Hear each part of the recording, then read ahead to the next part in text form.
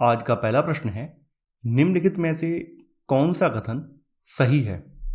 प्रियांश, लघुत्तम स्वजीवी कोशिकाएं हैं। माइकोप्लाज्मा की कोशिका भित्ति एमिनो शर्करा की बनी होती है। विषाणु सम एकल तंतु और आरएनए अणु से बने होते हैं। रिकेट्सिया में कोशिका भित्ति नहीं होती है। प्रियांश एक संक्रमण अभिकर्ता है जो कि प्रोटीन के बने होते हैं, ना कि ये लघुत्तम स्वजीवी कोशिकाएं हैं। तो यहां पर आपका ए वाला कथन गलत हो जाएगा, यानी ये संक्रमण अभिकर्ता हैं और ये प्रोटीन के बने होते हैं। माइकोप्लाज्मा एक प्रकार का बैक्टीरिया है और इसमें कोशिका भित्ति नहीं होती है, जबकि यहां लिखा हुआ कोशिका भित्ति अमीनो शर्करा की बनी होती है, जो कि गलत है। तो यहां पर आपका बी वाला भी गलत हो जाएगा। विषाणु जो है, तो विषाणु पादपों में रोग फैलाता है और यह सम एकल तंतु और आरएनए अणु से बने होते हैं। तो यहां पर आपका सी वाला कथन ये सही है। डी वाला कथन ये गलत है। देखिए, रिकेट्सिया में कोशिका भित्ति होती है, तो यहां पर आपका सही आंसर है पहले का सी वाला। दूसरा प्रश्न है आपका, टिक और माइट वास्तव में होते हैं मकड़ीवंशी, क्रस्टेशियाई, कीट, बहुपाद।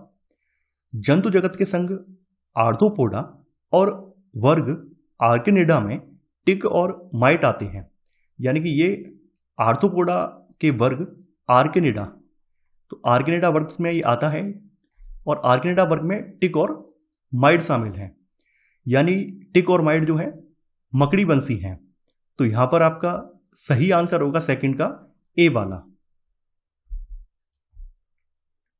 तीसरा प्रश्न है आपका, ऑक्टोपस एक संधिपाद आर्थ्रोपॉड है, इकाइनोडर्म है, एक हेमिकॉर्बेट है, एक मोलस्क है। देखिए, ऑक्टोपस वर्ग सिफेलोपोडा और संघ मोलस्का का प्राणी है, यानी कि इसका वर्ग कौन सा है? सिफेलोपोडा है। लिख दे रहा हूं यहां पर, वर्ग है सिफेलोपोडा और संघ इसका कौन सा है? मोलस्का या मोलस्क। तो उसका ये प्राणी है। इनमें कवच नहीं होता है और ये समुद्र तल में पाए जाते हैं। ये अपने शिकार को जहरीली लार से मार देते हैं और ये अपना रंग भी बदल सकते हैं। तो यहां पर आपका सही आंसर होगा तीसरे का डी, ये एक मोलस्क है। चौथा प्रश्न है आपका, भारत के निम्न प्राणियों पर विचार कीजिए। मगरमच्छ, हाथी, इनमें से कौन सी संकटापन्न जाति या जातियां हैं? देखिए, अगर हम भारत में बात करें तो भारत में केवल मगरमच्छ को रेड डेटा बुक की संकटापन्न जातियों की सूची में रखा गया है, जबकि हाथी इसमें नहीं है।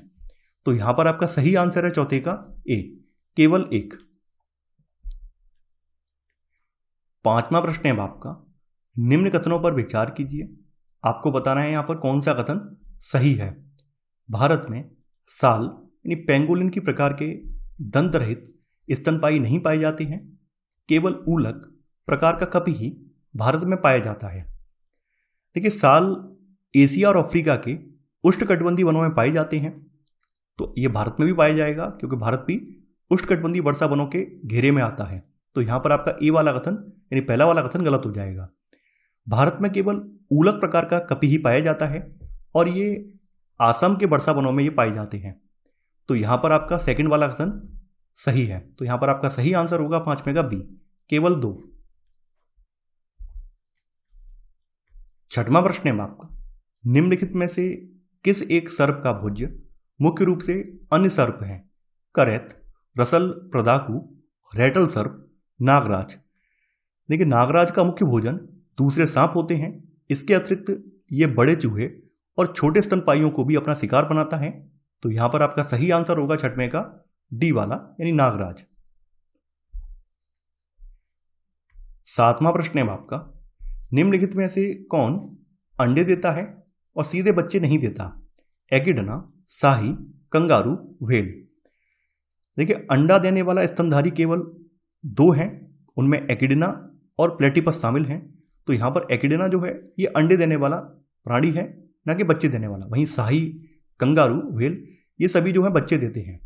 शाही, देखिए शाही आपने देखी होगी, शाही जिसके ऊपर कांटे होते हैं तो वो शाही होती है। कंगारू, व्हेल तो आपने देखे ही होंगे। अगर नहीं देखी है शाही तो आप गूगल कर सकते हैं। आठवां प्रश्न है आपका, निम्नलिखित में से कौन सा एक कपी नहीं है। गिबन, गौरिल्ला, ओरेंगुटेन, लंगूर। गिबन, गौरिल्ला और ओरेंगुटेन ये तीनों ही कपी हैं। वहीं लंगूर जो है ये कपी नहीं है। लंगूर आदि वानर वर्ग में आता है। तो यहां पर आपका सही आंसर है 8वें का डी वाला। 9वां प्रश्न है आपका, भारतीय वन्य जीवन के संदर्भ में उड्डयन वल्गुल यानी कि फ्लाइंग फॉक्स निम्नलिखित में से क्या है? चमगादड़, चील, सारस, गिद्ध।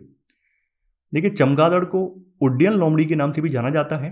तो यहां पर आपका सही आंसर है 9वें का ए वाला। 10वां प्रश्न है आपका, जीवों के विकास के संदर्भ में निम्नलिखित में से कौन सा अनुक्रम सही है? ऑक्टोपस, डॉल्फिन, शार्क, पेंगोलिन, कच्छप, बाज, सालामेंडर, अजगर, कंगारू, मेढक, केकड़ा, झींगा। जीवों के विकास के क्रम में पहले सैलामेंडर, उसके बाद पाइथन यानी कि अजगर और अंत में कंगारू आएंगे। क्योंकि जीवों के विकास के समय 350 मिलियन वर्ष पहले सबसे पहले उभयचर आए। 350 मिलियन वर्ष पहले कौन से आए हैं? सबसे पहले क्या आए हैं? उभयचर आए हैं। उभयचर का मतलब ऐसे प्राणी जो जल और थल दोनों पर रह सकते हैं। 300 मिलियन पहले रेंगने वाले जीव आए हैं और 200 मिलियन वर्ष पहले जो है पहला स्तनधारी प्रकट हुआ है, यानी कि मैमथ जिसे बोलते हैं, मैमल। तो 200 मिलियन वर्ष पहले पहला मैमल आया है। तो सालामेंडर, अजगर और कंगारू ये सही अनुक्रम है। तो यहां पर आपका सही आंसर होगा 10वें का सी वाला। तो ये था हमारा आज का वीडियो। आई होप आपको आज का वीडियो पसंद आया होगा। आप लोग इस वीडियो को लाइक और शेयर करना बिल्कुल ना भूलें। तो चलिए आज की बस इतना ही। Thanks for watching. जय हिंद।